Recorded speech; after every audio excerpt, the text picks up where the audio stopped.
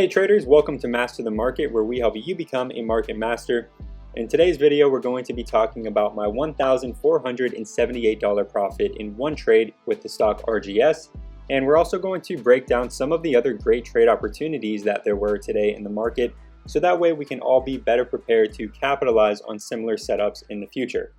Let's dive right into it. My trade today was with the stock RGS. This, as we can see, was a big mover in the pre-market session.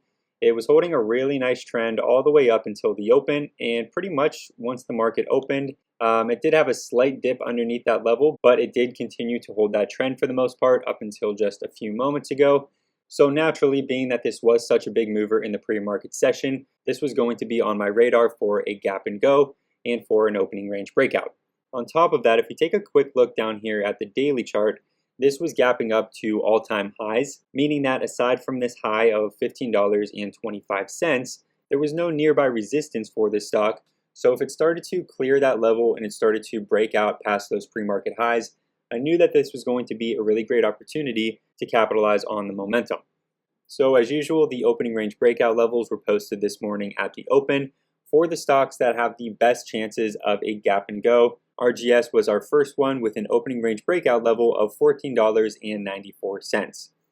So if we draw that $14.94 level here on the chart, it's going to be right about here. We also have this $15.90 high from the pre-market session that we want to make sure we keep in mind, because those pre-market highs can often become a key level of resistance once the market opens. So we get that push through the opening range breakout level immediately into a volatility halt. This happened so quickly that I was not able to enter into that opening range breakout. I was a little bit preoccupied watching the other setups, and in order to capture that, you would have had to have entered into your position within just a few seconds.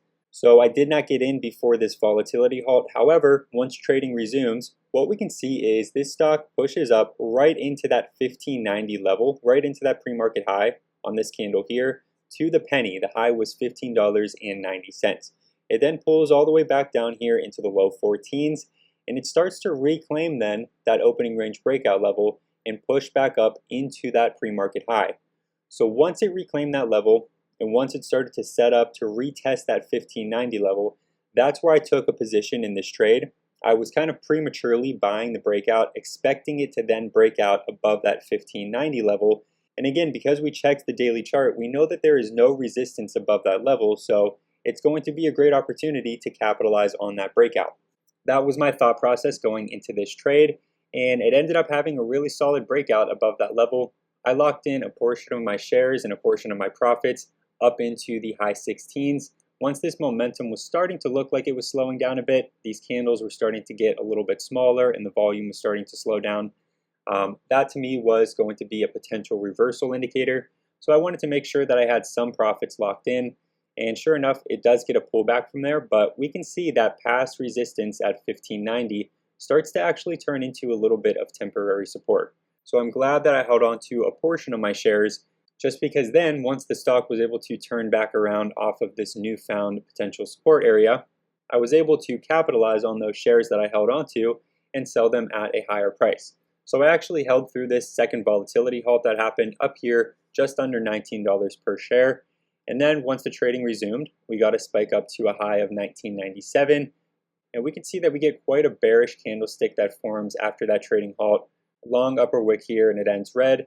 We then get kind of a weak bounce back up and another bearish candlestick that forms and a few more that start to form, which is what led me to sell the rest of my shares and exit out of this trade entirely. At the exact same time, I did post in the Market Master group that I was going to be all done with RGS for now. Needs to have a decent pullback. That was posted at 9:58 this morning, right about here. And from there, we can see it pulled back from the 18s all the way down to a low of $14.43 so far. So that was definitely the right area to lock in the rest of my profits. And I'm glad to have been able to spot that bearish reversal happening up there around $19 per share. Now, aside from RGS, there was actually another really solid opening range breakout opportunity that happened this morning as well. This was going to be with the stock VLCN.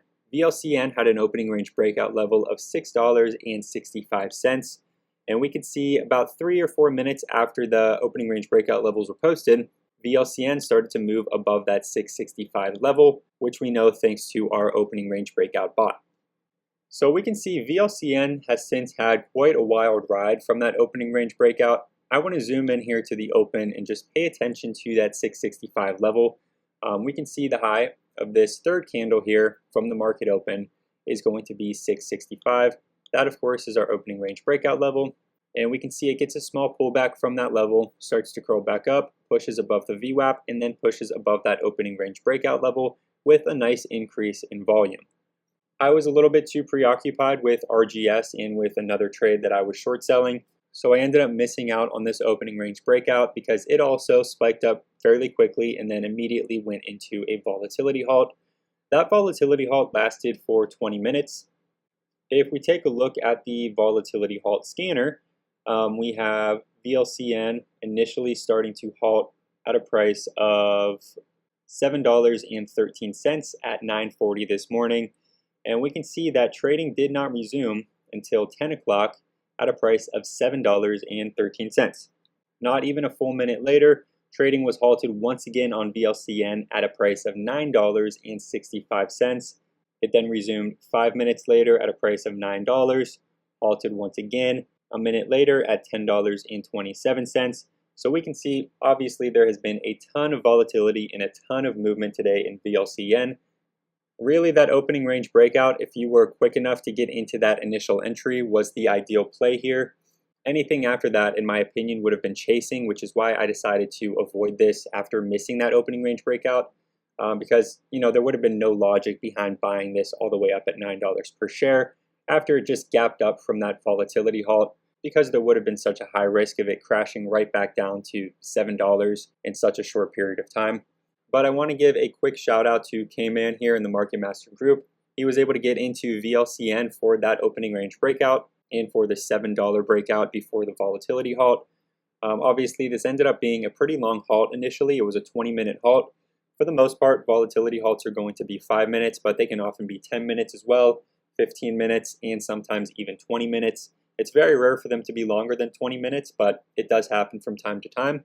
And from that entry before that volatility halt, K-Man was able to get a really solid profit, locking in $520 on this trade, which was his biggest day since he started trading. Really solid entry and great job getting in so quickly on that opening range breakout. Real quickly before wrapping up the video, I want to go over one other trade opportunity from the Market Master Group's trade plans. These are posted every single night to help our team of traders take on the market the following day. And last night we can see that NNE was posted in the trade plans.